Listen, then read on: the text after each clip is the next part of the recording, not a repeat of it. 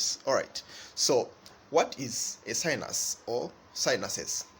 The paranasal sinuses are air-filled cavities located within the bone of a skull or face.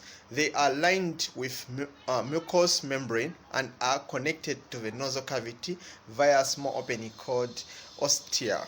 Alright, so now we are going to look on the types. There is a maxilla sinuses, which are found on the maxilla.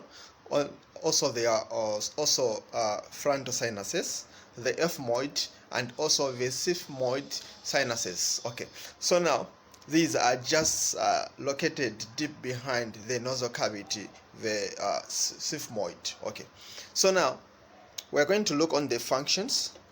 Okay, as you can see on the screen, the function of the sinuses. The first one, there is humidification and warming of air. Okay, so the sinuses help moisturizing and warm of air before it reaches the lungs, so they make it more moist and they warm it. Okay, so also the second one is mucus production. They secrete mucus to trap dust, allergens, and pathogens. The another one is resonance of voice. Okay, so it contributes also to the vocal tone and the resonance.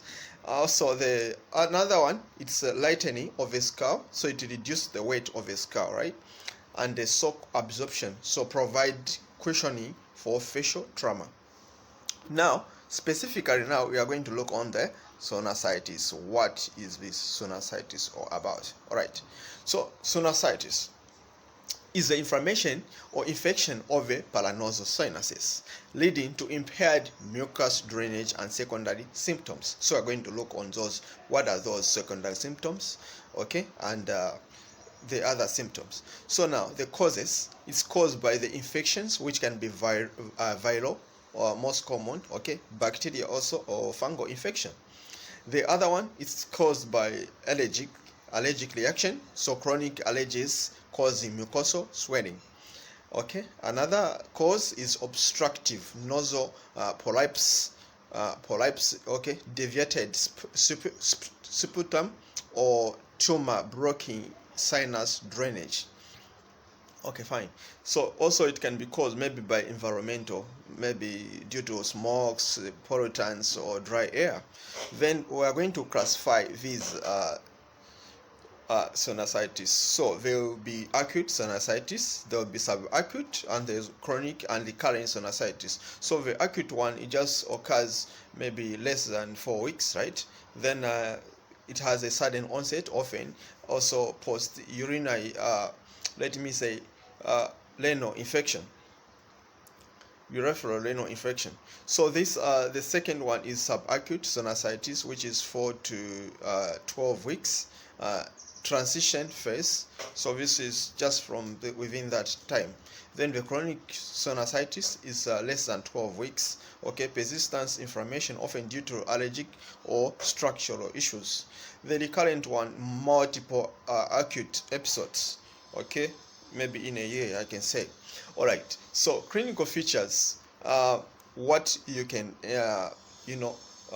observe, okay, about this sinusitis. There will be nasal congestion and the discharge, which is usually yellow or greenish if there is bacteria infection.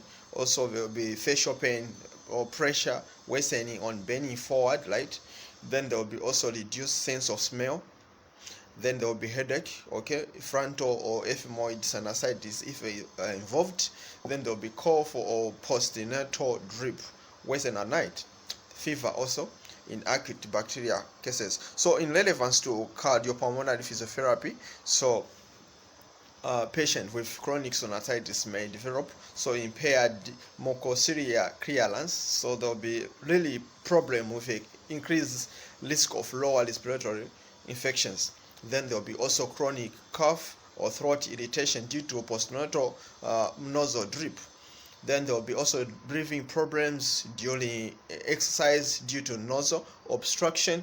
Also, there will be secondary conditions such as bronchitis or asthma exacerbations.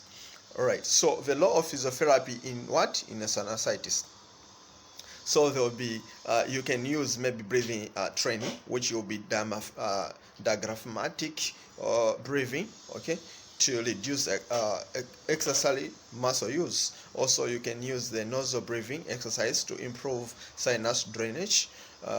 For air clearance technique, what you can use is the active cycle of breathing technique, which is called SABT. Okay, it helps mobilize secretions. Also, you can use autogenic drainage for patients with excessive mucus, and also you can use postural drainage. Okay, if coexisting line condition like COPD or bronchoectasis. Fine. Then the other one is the steam inhalation or humidification. The warm steam, you inhale it, okay? So without or eucalyptus oil to loosen mucus, or saline nozzle lysis, so you can clean with the saline. Then on the manual technique, you can use a facial sinus massage, okay, over the maxilla or frontal sinuses to promote drainage, or percussion or vibration if associated with chronic lung disease. Partial education, you can also, patient education, you can also teach the patient, okay, hydration, take a lot of water, avoid allergic or smoking, okay, proper use of nozzle congestants, and exercise prescription, maybe aerobic condition, walking, cycling to improve overall respiratory function, and breathing exercise to maintain nozzle patterns during exertion. Yeah, otherwise that was a short, let me say, presentation. See you again to the next.